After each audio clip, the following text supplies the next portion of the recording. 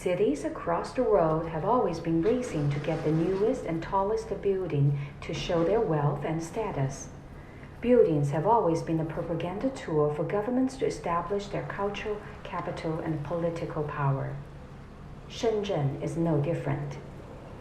Since the 80s, when Shenzhen was designated as a special economic zone, the Chinese government has used the power of architecture to establish an international presence as the city grows and rapidly develops at a pace never seen before.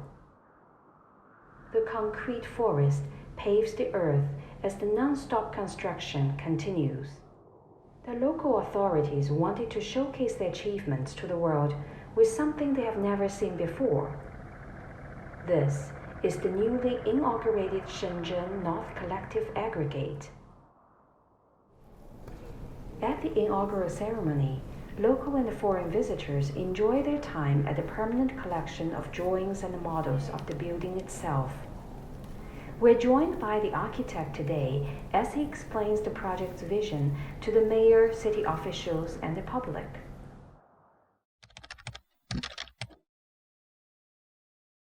The notion of collective form is historical, best described in the paradigms proposed by Fumihiko Maki in the Projects for the City. He compared the different models of urban design in conceiving the so-called extra-large projects, siding with what he described as group form against the basic megaform. Likewise, this project speculates and turns its head to the extra-large, and how, in making these mixed-use developments, architects or master planners employ a combination of disparate typologies to create a sense of community. Our proposal does so by literally and formally composing typological types like the high and low rise towers, the courtyard, the spherical object, and more into a near holistic aggregation, one which is then sliced to unify it as a single object. While the individual parts and the object itself maintain a sense of autonomy and can still be recognized. The result of it is a form of fuzzy aggregate. The building is organized with a small footprint on the ground, shaded by bridges of offices that connect the towers, acting a new datum. The gallery, arena and theatres are in the centre of the building, a cultural hub for the city, and topped with residentials and hotels. We're taking on the problem of bigness as put forward by Rem Koolhaas as a notion to not lose, but regain control of the design while using various combinations of given typologies. The aggregate is put together so as to create a series of new programmatic events and hybrid spaces. The collective aggregation not only suggests itself as a formal statement, but also as a sense of lifestyle, with these characterized disparate objects working together as a whole, echoing the diversity of the city's culture, population and their ways of life. We are interested in creating a building that is larger, not only in scale, but also in kind and scope. At the exhibition, we met with a tourist to allow him to share his views.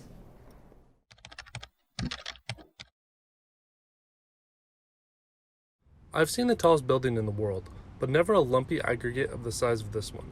Being a public project, it definitely shows the power of centralized government to push on large projects and the limits of democracy to achieve similar goals.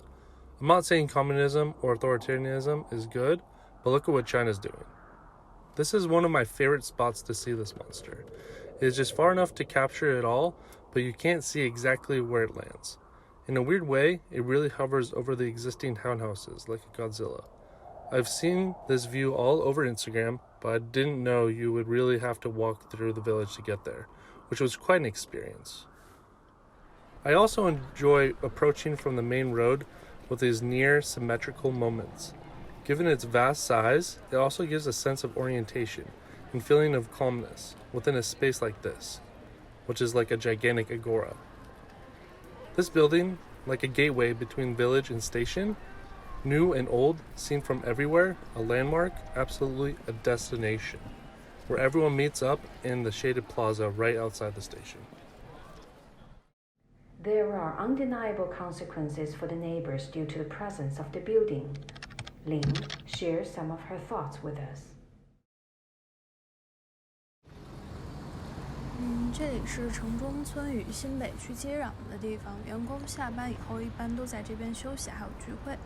然后我和我的家人是2010年来到这里打工的，周围当时也不繁华，生活相对挺简单的吧。2023年的时候，北站前面的空地突然开始施工，我们从来没有得到过正式的通知，但那时候坊间有消息称说这边要改造成一个大的综合体。我还记得施工的时候，我们都在抱怨街对面的噪音，就当时真的很吵。我爸是城中村老海鲜市场里面一家街边咖啡馆的厨师。现在是晚上最忙的时候，这里的客人很多都是外国人，经常看他们边喝酒边吃地道的小吃，反正也是挺有意思的。我现在就在这个楼里面工作，工作环境和收入也都还挺不错的。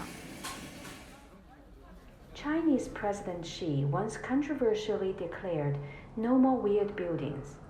However, the standard of weird has and keeps changing through time. Once an outlier could become the symbol of the city.